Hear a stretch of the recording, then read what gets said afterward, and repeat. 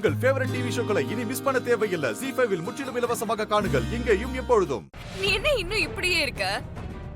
கேவலம் 10 லட்சம் ரூபாய் பணத்தை வச்சுக்கிட்டு என்னமோ 10 கோடி ரூபாய் வச்சிருக்கிற மாதிரி பில்டப் கொடுக்கற. நீ வச்சிருக்கிற 10 லட்சம் ரூபாய் நான் ஒரு நாள் வேணா 1 மணி நேரத்துல செலவழிச்சு காட்டட்டுமா? நான் ஒரு பெரிய சாம்ராஜ்யத்துக்கே ராணியாக போறேன். என்கிட்ட வந்து பிச்சை காசு 10 லட்சம் ரூபாய் பத்தி பேசிட்டு இருக்கியா? ஹே, உனக்கு வேணும்னா சொல்லு, அந்த 10 லட்சம் ரூபாய நான் உனக்கு பிச்சையா போடுறேன். நீ அந்த ஆனந்த் மூலமா பெரிய சொத்து கிடைக்கும்னு நினைச்சிட்டு இருக்க. அதெல்லாம் நடக்க சான்ஸே இல்ல.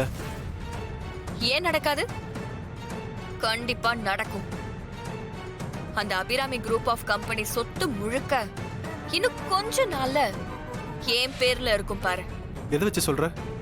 நான் அந்த வீட்டுக்கு மருமகளா போனதே ஒரு பிளானோட தானே. ஆனந்தோட வைஃப் ஆனதுனாலேயே 3ல ஒரு ஷேர் எனக்கு வந்துரும். மிச்ச 2 ஷேரும் எனக்கே கிடைக்கணும்னு தான் சில காரியங்களை செஞ்சேன். அந்த ஆனந்த கார்த்திக்கு எதிரா தூண்டி விட்டு பேச வச்சேன். அதனாலதான் அவங்களுக்குள்ள பிரச்சனை வந்து ஆனந்த் போட்டி வைக்க கார்த்தி அதை ஏத்துக்கிட்டு ஜெயிச்சு காட்டுறேன்னு சவால் விட்டுருக்கான். அவனால கண்டிப்பா இதுல ஜெயிக்க முடியாது. அந்த சவால் அவன் ஜெயிக்கலனா சொத்து முழுக்க ஆனந்துக்கும் அருணுக்கும் வந்துரும். அதுக்கப்புறம் ஆனந்துக்கும் அருணுக்கும் நடுவுல ஏதாவது கலகத்தை மூட்டி அவன் சொத்தையும் புடுங்கிட்டு வீட்டை விட்டு துரத்த போற. அப்புறம் என்ன, அந்த வயசான அபிராமியும் அருணாச்சலமும் தான் இருப்பாங்க.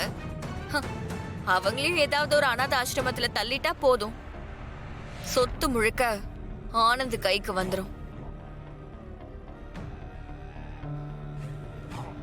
அப்புறம் அவன் கிட்ட ஏதாவது சென்டிமெண்டா டிராமா போட்டு சொத்து முழுக்க என் பேருக்கு மாத்திருவேன். அதுக்கப்புறம் நான் கோடீஸ்வரி. இப்போ கோடியில மிதக்க போற என்ன கேவலம் 10 லட்சத்தை காட்டி என்ன அசிங்கப்படுத்துறியா? இதெல்லாம் நடக்குங்கிறது உன் கற்பனை. ஆனா நிஜத்துல இதெல்லாம் நடக்காதறியா? நீ கனவுலே கோட்டை கட்டி ராணி மாதிரி வாழ வேண்டியதுதான். ஏன் நடக்காது? நான் நடத்தி காட்டுறேன் பாரு. பணத்துக்காக நான் என்ன வேணாலும் செய்வேன்.